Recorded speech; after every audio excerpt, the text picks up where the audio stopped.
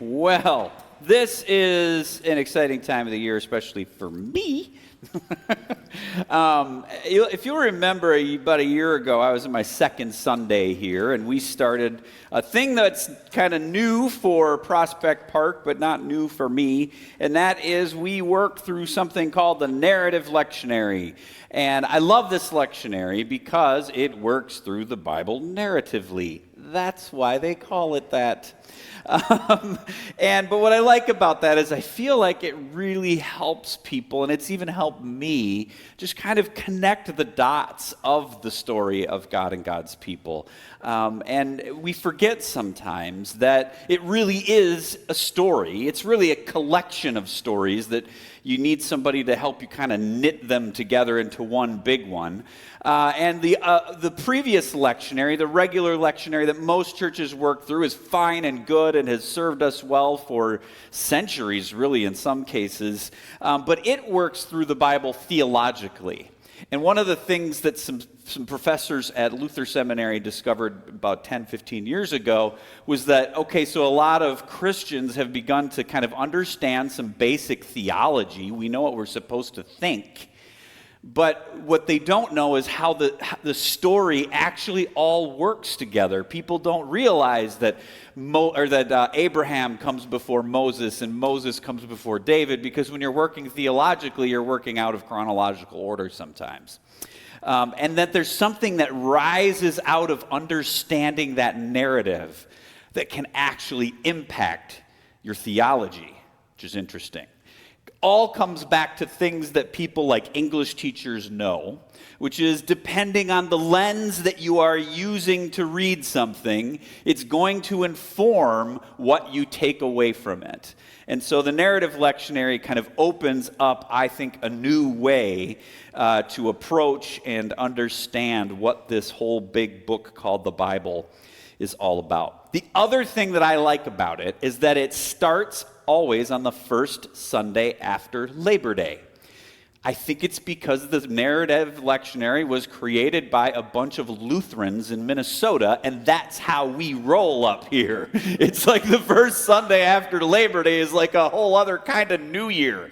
But it works really well with the kind of calendar that most churches actually work on. Most churches tend to work on more of an academic calendar than a 12-year calendar in terms of its programming.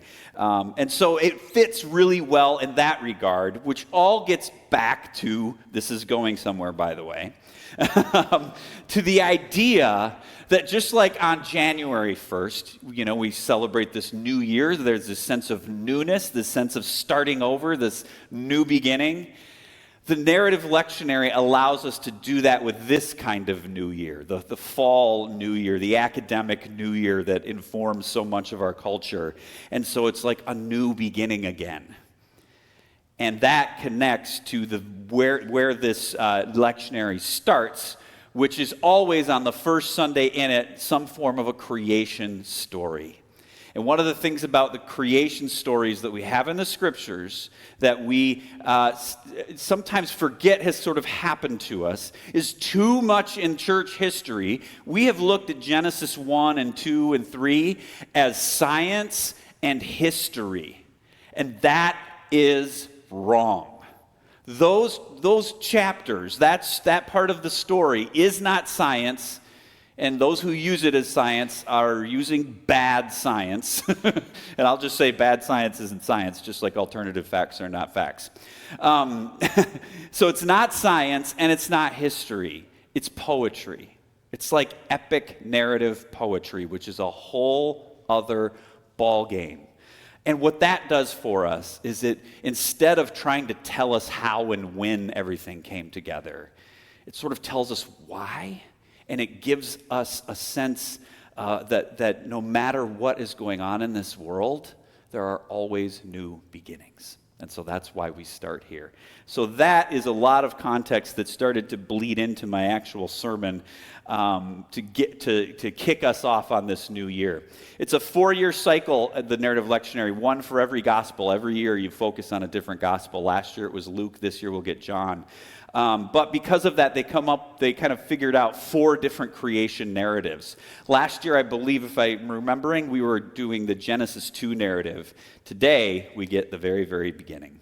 And so, let us now turn to that story, which is kind of long, so we're not going to read all of it, but Paul's going to come forward, and I thought you brought your 3rd grade Bible with you. I'm just kidding. And give us our reading this morning. Genesis 1, verses 1 through 10. When God began to create the heavens and the earth was complete chaos, and darkness covered the face of the deep, while a wind from God swept over the face of the waters.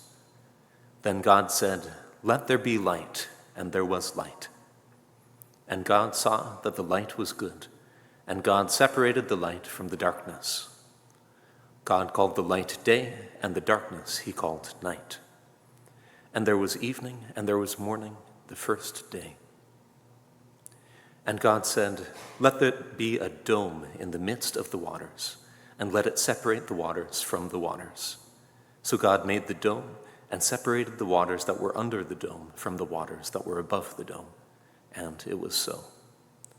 God called the dome sky, and there was evening and there was morning, the 2nd day.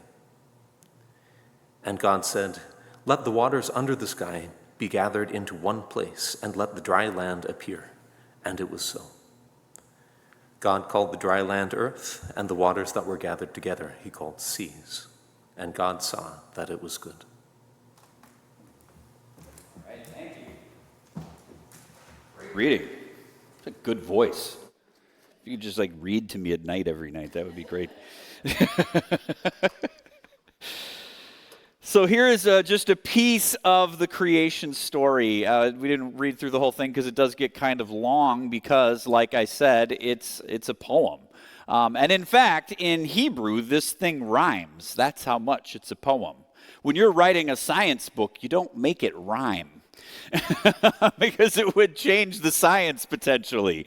But it has a rhythm, and it has a rhyme, and it has a refrain, and it was maybe a little hard to catch in just 10 verses, but maybe you know it. Do you know what that refrain is?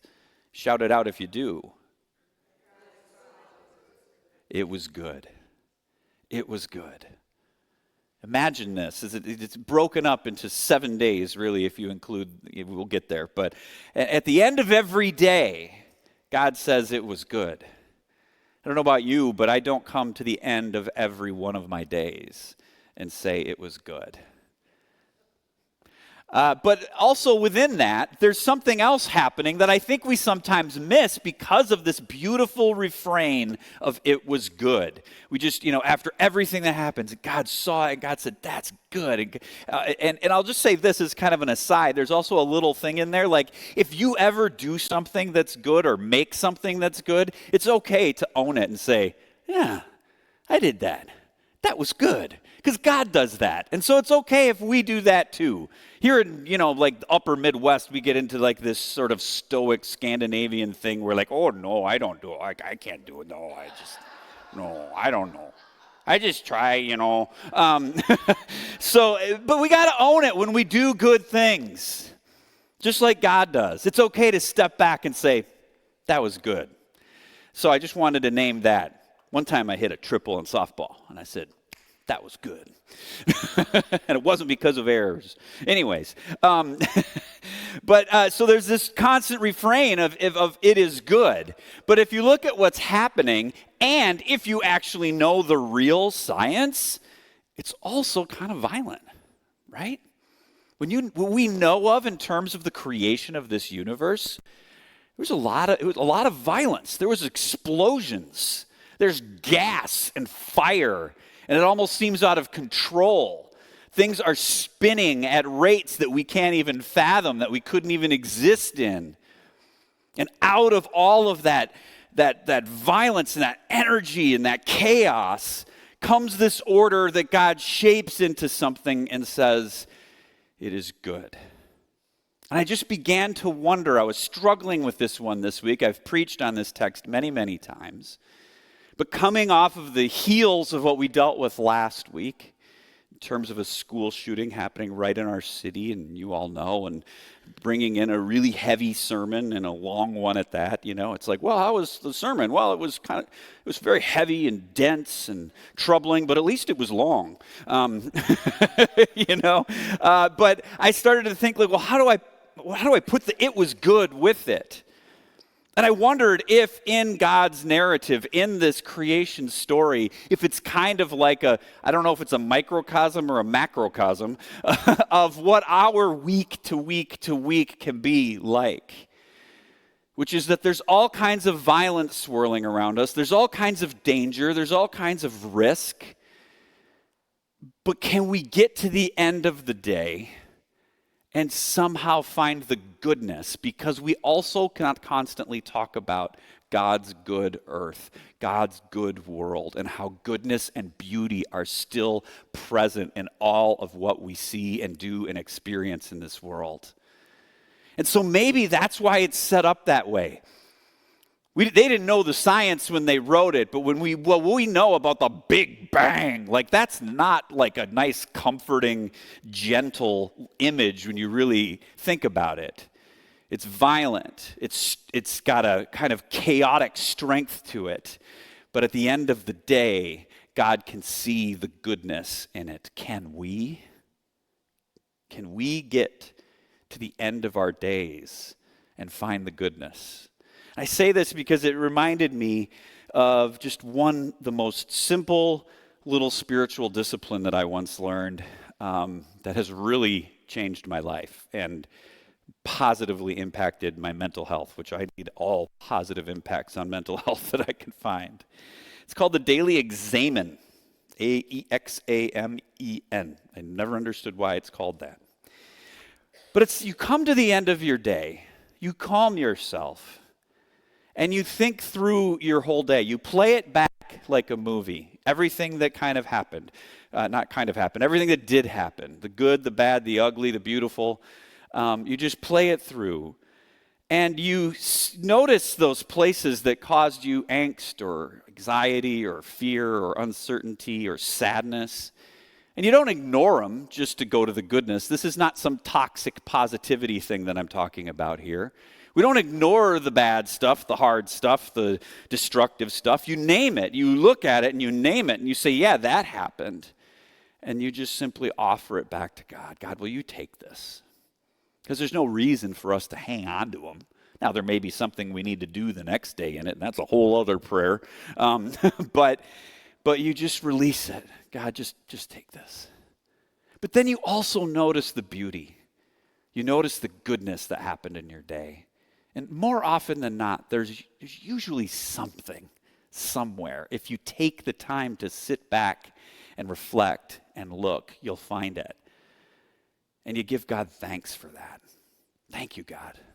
Thank you for that moment of goodness, of beauty. I think in our world today, and I've said this for about 15 years now, so it's getting a little old, but more than ever, we need this. We need this kind of discipline for us, for ourselves, because the world is so weird and crazy and scary, and it's coming at us 1,000,000 miles an hour.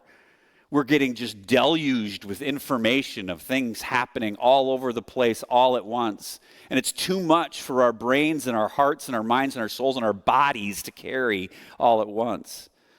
And so I believe there's a real power in coming to the end of our day. And with all that stuff that's in our brains and our minds and our souls and our hearts and our bodies that we're carrying, is some of it we got to just let go of. Say, God, take that. And there's some of it that we need to embrace because it's good and it's beautiful and it's right.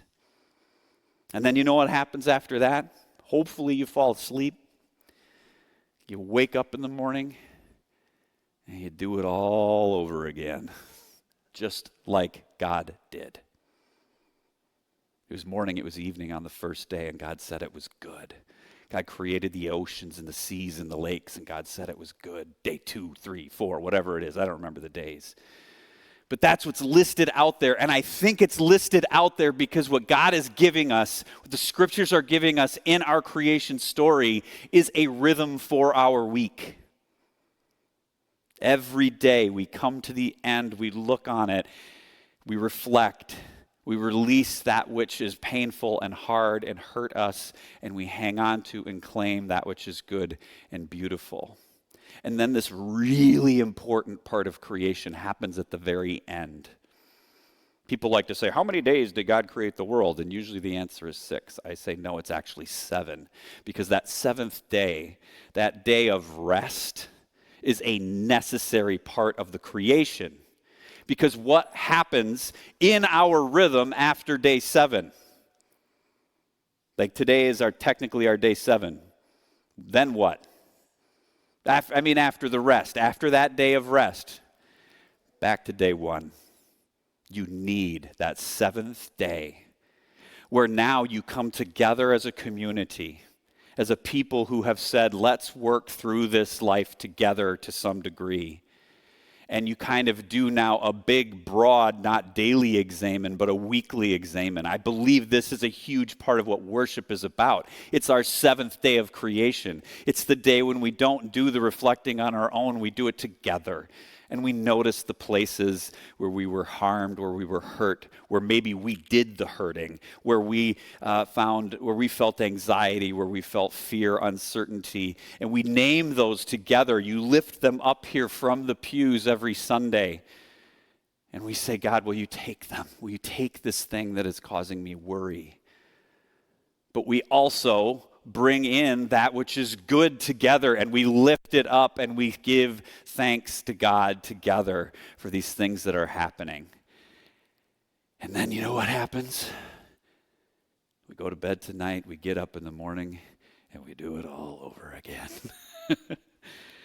But I believe that what will come out of that rhythm, is it's not just spinning circles like a car in the snow. It's actually moving somewhere. The more and more we do this, the more and more we live in this rhythm of bringing about a time of reflection of what we need to let go of and what we need to claim. I believe that, and then taking that 7th day to just kind of put it all down, be a community, have some food, and really truly rest. And a day like today, I'm sorry, sports fan, watch some football. We are then able to get going the next day, the next week, to start doing it again, to do the very thing that we have said as a community we want to do, which is be a community that is focused on social justice, which is to say that we want to be focused on building up a more peaceful, equitable, and just world together, doing our part. And that actually does bring us somewhere. It pushes us somewhere. It's not stuck in the snow or stuck in the mud. It's a kind of spinning, it's a cycle that moves. And I think Genesis 1 gives us an entire framework for it. It's what God did. And then, and this is for Genesis 2 later, God said, now you go and do it. He even says in Genesis 1, when God says, have dominion over the earth, that phrase dominion, that word, is kind of harsh in a way, because it sounds like this big power over type thing. And that's how we've tended to use it. There's a lot of people who believe we have every right in the world to exploit our soil because we have dominion over it. But that word dominion is connected to the word for God. That's a Latin word. Domini means God. And so what it means to have dominion over it is to have power over the earth in the way that God does, which is not an exploitive way. It's not an exploitive power. It's a generative power. It's a power that comes under. And in Genesis 2, we get a better picture of it when God calls Adam and Eve to till and keep the soil. That's not a power over you do what I say kind of a power. That's a gardener's kind of a power. It gets on their hands and knees in the dirt and pulls the weeds out and makes sure that the soil is clean and pure and good. This is our call, and we need the rhythm that God gives us in Genesis 1 to do it. I want to close with just reading part of the book that I gave to Julian because I loved it so much. I said it was going to be shorter today, and I did not tell the truth. I have borne false witness. But I read this, and I just was like, this is so beautiful. This is just a retelling of Genesis 1. And contrary to what I've just preached, it doesn't really have that same kind of rigid rhythm. In a good way, I mean rigid, strict rhythm. But I just thought I needed that. This just was a balm to my soul, and so I thought maybe it would be to you. So I'm going to let this be my closing prayer. And here's what the very first pages of that book of belonging that we gave to Julian says. At first there was a swirling, watering mess. It was somehow chaotic and empty all at the same time. It was everything and nothing at once. But God began to speak, and God's Spirit hovered over the mess like a mother bird over her nest. Or maybe it was more like a deep breath one takes before launching into a song, or like a wind that ushers in springtime. None of our words seem quite marvelous enough to describe what God's Spirit was doing. God sang a song of love and life emerged. God took the mess and made it meaningful. God took the emptiness and filled it with goodness. First, God made light and it blazed to life, and God's Spirit clapped with delight as God separated the light from the darkness. This is ready, this is good, God decided, and went about the holy work of naming and telling the new creations who they are and who they belong to. You will be called day, you will be called night. Next, God spread out the sky, and it was just as much fun with all the making and the delight and the naming. God gathered up the water and made room for the land. Good, your name is land, and you are sea. And God filled the land with every kind of plant and tree that you could imagine. It was as if God popped the top right off of God's imagination. And then whatever danced to life was loved, was delighted in, and was named. All things bright and beautiful sang and spun into place. The sun, the moon, the stars and planets. Good, good, good, God said. Flopping fish to fill the seas, flapping birds to fill the skies, flocks and herds to fill the land, swarming and teeming, spilling and tumbling. Good, good, good, good, good.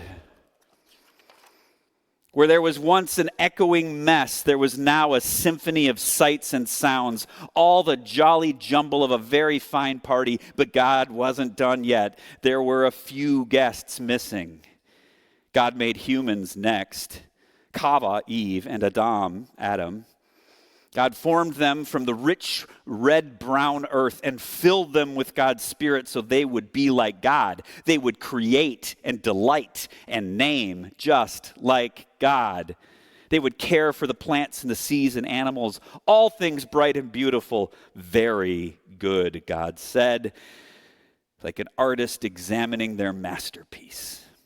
Or maybe it was like the way a bird considers the nest it has built. Or maybe it was like the way a parent marvels at their newborn baby. None of our words seem quite tender enough to describe God's delight as God looked at the humans. They're beautiful. They're ready. They're just as they should be. I like them and I love them. They're good. After all the creating and delighting and naming, God rested. And God called this resting time Sabbath, and declared that it should be celebrated like a little holiday at the end of every week, a reminder of what God did after God made us. Like a mama who snuggles up to enjoy her baby after giving birth, looking over its little ears and its tiny fingernails. God stopped and enjoyed the good, good creation.